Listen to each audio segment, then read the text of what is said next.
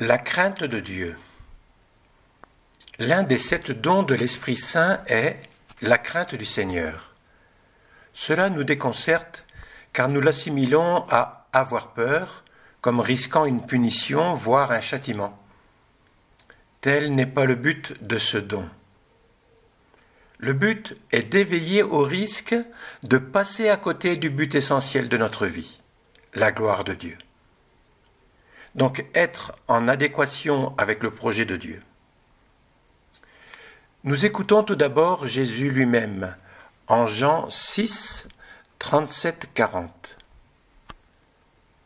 Tous ceux que me donne le Père viendront jusqu'à moi, et celui qui vient à moi, je ne vais pas le jeter dehors.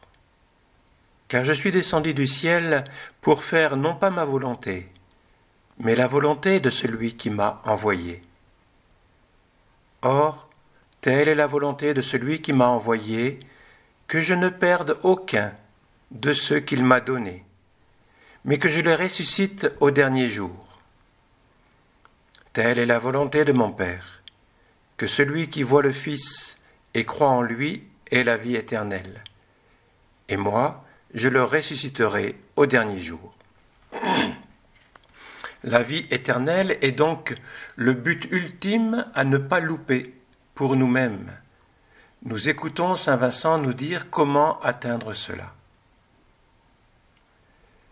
Oui, mes filles, je vous le dis encore, être appelé de Dieu pour une œuvre si sainte et ne pas reconnaître cette grâce par la pratique de ses obligations, cela mériterait d'être pleuré avec des larmes de sang.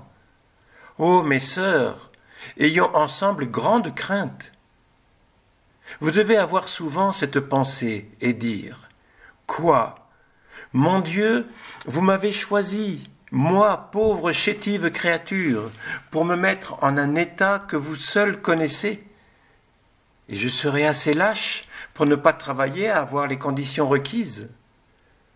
Oh, quel malheur ce vous serait si par votre faute vous perdiez votre vocation, ou si par votre lâcheté vous ne preniez pas la peine d'acquérir la perfection que Dieu veut en celles qui le serviront en cet état. Pensez-y, mes filles, pensez-y souvent, mais sérieusement, et comme à une chose de très grande importance. Quoi ? J'ai été élu et choisi pour une vocation si sainte, et j'en fais si peu d'état. Si vous saviez ce que c'est que cette infidélité, vous en auriez horreur. Pour cela, mes filles, prenez tout de nouveau de bonnes et fortes résolutions, d'estimer plus que jamais votre vocation et d'essayer de travailler avec plus de fidélité à la perfection que Dieu vous demande. Notre saint Landais enseigne aussi à ses confrères. Voyez mes frères, combien le zèle est grand en ces pauvres filles de s'offrir de la sorte. S'offrir pour aller exposer leur vie comme des victimes, pour l'amour de Jésus-Christ et le bien du prochain. Cela n'est-il pas admirable ? Pour moi, je ne sais que dire à cela, sinon que ces pauvres filles seront nos juges au jour du jugement. Oui, mes frères, ces filles seront nos juges au jugement de Dieu, si nous ne sommes disposés comme elles à exposer nos vies pour Dieu. Et qui n'en est point encore venu là, croyez-moi, on peut dire que celui-là est encore bien éloigné de la perfection. Ô misérable que je suis, qui ne sens point, ou du moins qui sent si peu de disposition et d'attrait à cet éminent degré de vertu. Que ne dois-je point craindre, mes frères? Que ne dois-je point craindre?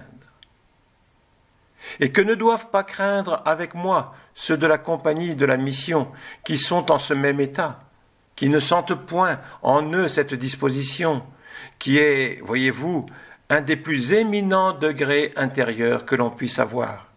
Oui, le plus éminent.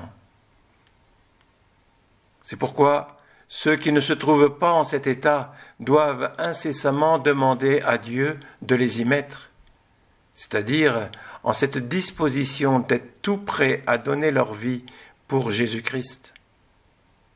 Et quant à ceux à qui Dieu a fait cette grâce et qui la ressentent en eux, croyez-moi, ils en doivent bien remercier Dieu et le prier qu'il ne permette pas qu'ils s'en rendent indignes par aucune action qui lui déplaise.